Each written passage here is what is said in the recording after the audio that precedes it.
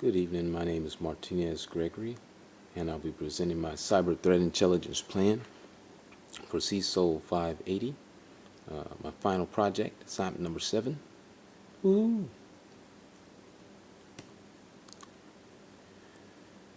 So first I want to talk about what is intelligence, right?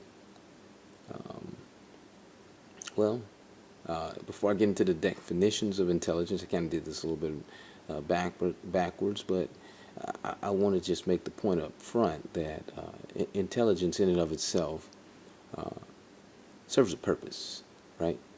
You just don't want to collect intelligence for the sake of collecting intelligence. You want to collect intelligence so that you can transform it into something that's actionable, that something that influences an organization's behavior in a positive way, right? So here, talking about intelligence, I got two definitions for you. One from a government context and one from a corporate America context. Talk about the government. Intelligence is a secret state or government activity to understand or influence foreign or domestic entities. Or the product resulting from the collection, processing, integration, evaluation, analysis, and interpretation of available information concerning foreign nations, hostile, potentially hostile forces or elements, or areas of actual or potential operations. And corporate America definitions deal with the process of collecting and analyzing information about competitors' strengths and weaknesses in a legal and ethical manner to enhance business decision making. And the key terms I want to focus in on here are legal and ethical, which helps us to give us our left and right rudder steer on what we can and cannot do, or we should or shouldn't be doing when we're collecting information on our competitors, or if they're collecting information on us. Just food for thought. So what's cyber threat intelligence, right? Cyber threat intelligence is an advanced process that enables the organization to gather valuable insights based on the analysis of contextual and situational risks and can be tailored to the organization's specific threat landscape, its industry, and markets. This intelligence can make a significant difference to the organization's ability to anticipate breaches before they occur and its ability to respond quickly, decisively, and effectively to confirm breaches. That's a mouthful. Why does this matter? Why does cyber threat intelligence matter? Why do we need it? Well, we need it because of this boom in the internet of things. How now I can buy a refrigerator that's connected to the internet, and I can watch TV from it. So if my refrigerator touches my home network, then that means that if someone can get into my home network, they could probably access my refrigerator. Or better yet, if I'm an organization and I have one of those internet connected refrigerators in my secure spaces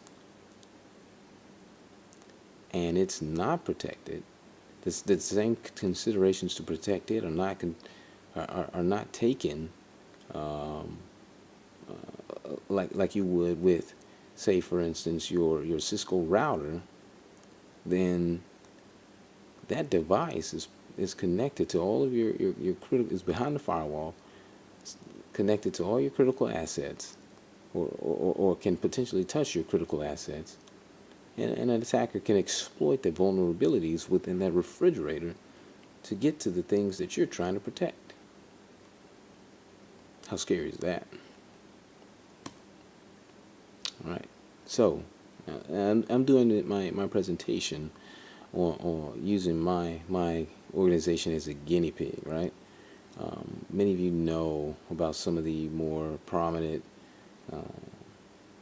breaches of trust that we've had from our most notable employee, Edward Snowden. You know, despite all the great things that all the other employees are doing, we've got one that's shines brightest in the top of conversations. We wouldn't even so far as to make a movie about him. Now, whether or not you disagree with what he did, that's one story. But the effects of what he did, right, uh, uh, had implications and had consequences against our organization, right? So we still felt them, whether or not you agree with them or not. The organization itself still felt though that impact, right? So the reputation with our clients, um, our own operations, and what we do internally to safeguard ourselves and our clients had to change because of the actions of this man. All right. So now let's talk about uh, some other vulnerabilities here, right? Right. So how do insiders exploit vulnerabilities within the company? One of those ways we're finding out is that you know SCADA systems are woefully outdated in many cases and are potentially an easy vector for attackers to stage an attack, to breach your system, and to access other critical assets, or just as create a climate of extreme discomfort um, against your organization. And what are they using, right? Uh, they have a host of tools available to them. Some of them are for sale, and some of them are just out in the wild and are free to download. Things like worms, viruses, trojans, videos on DDoS attacks. Right? You can watch that on YouTube, right? Um, now, in particular, there was the crash override malware that was used against the Ukrainian power station that took out power for a host of the country's citizens, right? And left them in the state of disarray as they scrambled to try to correct the issues surrounding that malware that infected their SCADA systems. Here's some other attack methods. Attackers are crafty, right? They're patient. Uh, they in many cases they have the element of surprise because we don't always know when we're being probed for attack. But there are some key indicators that we can see that kind of give off that idea that, hey, maybe I am the target of an attack. Maybe I do have something that other people want so bad that they're willing to send out a phishing email or use some other form of social engineering to penetrate my network. And that's what a phishing email does. It really just it it sets the stage for follow-on attacks. The phishing email is not the main event. It's the preamble to the main event, right? And what are they after? They're after proprietary information, or maybe they're out to just discredit you, and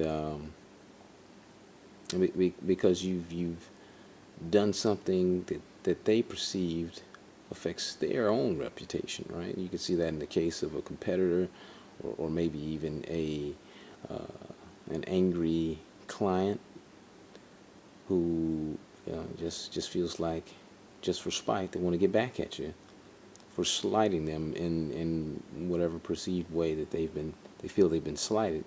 Maybe it's not a perceived way. Maybe you did slight them, but whatever the case may be, um, they have saw fit to go against you, your organization. Continue on with the thought of why does cyber threat intelligence matter? It's because it's a defense against an increased onslaught of malicious actors seeking to take advantage of inherent vulnerabilities in an organization's infrastructure. And nothing's off limits to them, right? If you have something that's connected to your network, your internal network, or then you're vulnerable.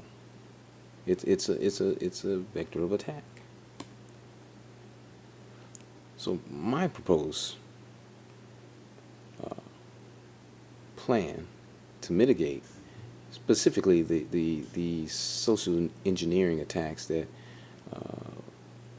we've seen in the past would be to set up a system of detect, analyze, and respond. And under each one of those actions, create or create follow-on actions in using policy processes, technology controls, risk management, and auditing and monitoring to not just say that we're going to detect, analyze, and respond, but to give these things, these three elements, these three actions that I want to perform some legs so that we can actually do these things. And how do we do that? Hey, here's some real things that we can do, right? We can define inappropriate and unusual behavior so that employees know up front what they can and can't do on our network, right? And if you don't have these things in place, if you don't spell this out for employees, then you're basically leaving your organization up to the wild, wild west, right? And to the victor goes the spoil. And so from policies, we incorporate processes to educate the employees on the policies and also on just identifying what an attack looks like, or spelling out the process for responding to an attack or potential attack. And then we incorporate those technological controls to help enforce those policies, to help automate those processes, which we'll go into when we talk about auditing and monitoring, right? And then we incorporate some risk management so that we can look at our infrastructure, we look at our critical systems, and we protect them appropriately, right?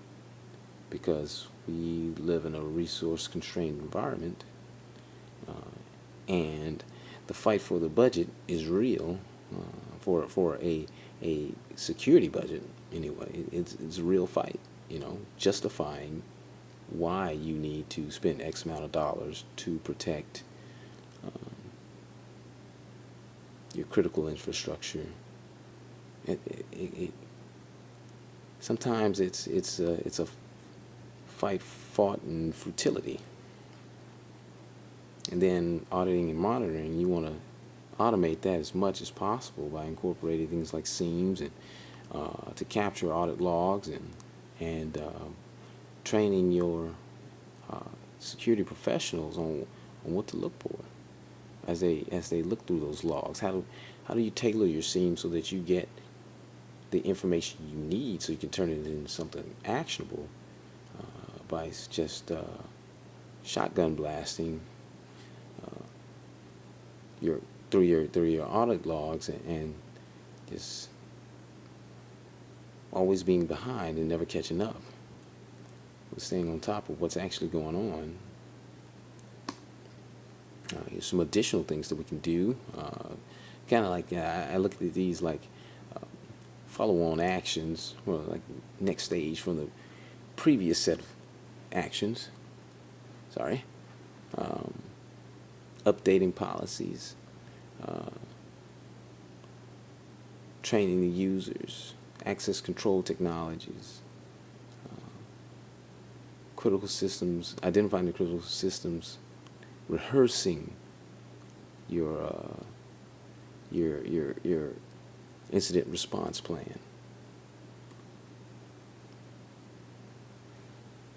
And then going back after an attack and referring to develop policies and processes to employee infractions. You know, it's the checks and balances process. And then in summary,